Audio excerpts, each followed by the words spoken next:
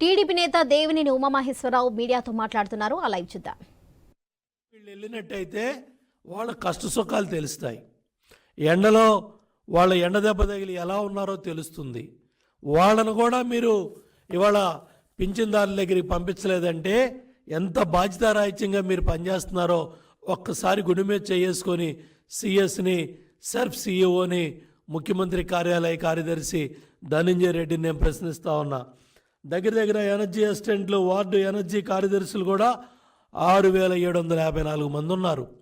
వీళ్ళందరూ కూడా దగ్గర 26, 32, 33 వేల మంది సిబ్బంది. క్లియర్గా 1,35,000లో 35,000 మంది సిబ్బంది ఇంటింటికి పెన్షన్ ఇవ్వడానికి సిద్ధంగా ఉన్నారు. పంపిస్తామని జిల్లా కలెక్టర్లు చెప్పినప్పటికి కూడా పెడచెవిని పెట్టి లెక్క పెట్టకుండా ఏ మాత్రం కూడా కలెక్టర్లు చెప్పిన దాన్ని పరిగణలో తీసుకోకుండా వృద్ధుల్ని వాళ్ళని ప్రమాదంలో ఆరోగ్యాన్ని దెబ్బతీసే విధంగా ఎండవేడిమికి వాళ్ళు అనారోగ్యం పాలయ్యే విధంగా వాళ్ళని సచివాలయాల దగ్గర నిలబెట్టి వాళ్ళని అనారోగ్యం పాలు చేయటానికి కుట్రలో భాగంగా తిట్టించాలనే కార్యక్రమం.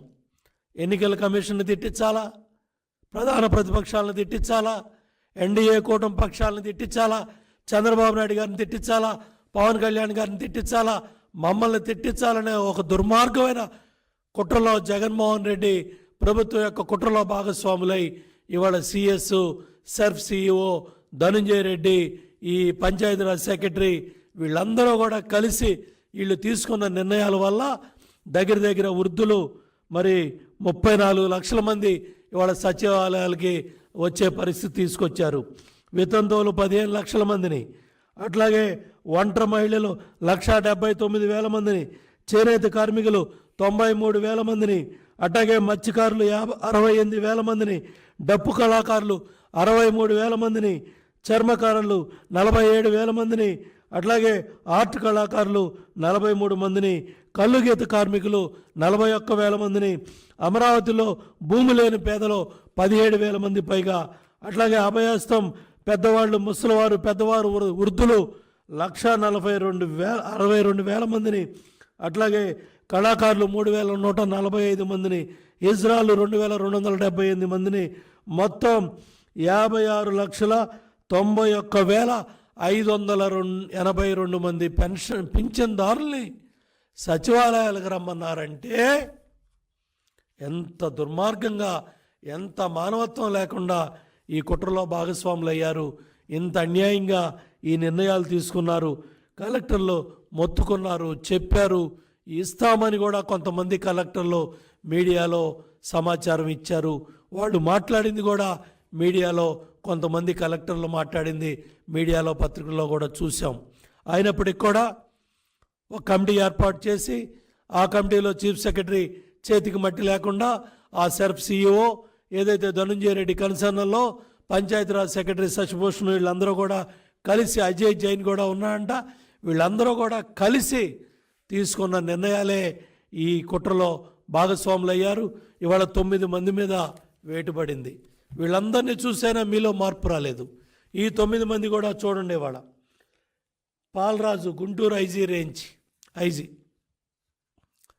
ప్రధానమంత్రి బహిరంగ సభకు వచ్చినప్పుడు బాధ్యత గల అధికారులు అయి ఉండి ఎక్కడైతే డిప్లాయ్ చేయాల్సిన పోలీస్ యంత్రాంగాన్ని డిప్లాయ్ చేయకుండా ఇవాళ అక్కడ మైకులు ఇబ్బంది రావటం కానీ, ప్రధానమంత్రి గారే స్వయంగా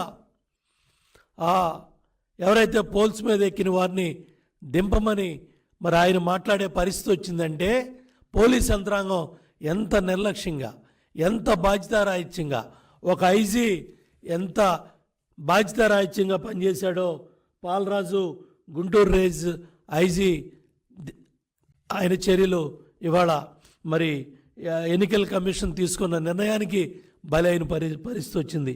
అడ్డగోలుగా అధికారులు మరి ఎవరైతే వ్యవహరించారో వీళ్ళందరి మీద కూడా ఎలక్షన్ కమిషన్ బదిలీ కొరడా వేసింది.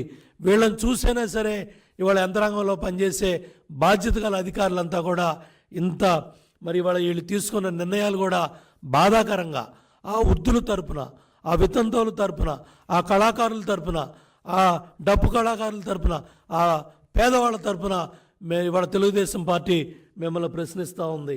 అట్లాగే అనుబరాజన్ అనంతపురం ఎస్పీ అక్కడ అడ్డగోలుగా హత్యలు జరుగుతూ ఉన్నా, దుర్మార్గాలు జరుగుతూ ఉన్నా, ముఖ్యమంత్రి పర్యటనలో స్వామి భక్తిని ప్రకటించి రాత్రి 10 గంటల తర్వాత కూడా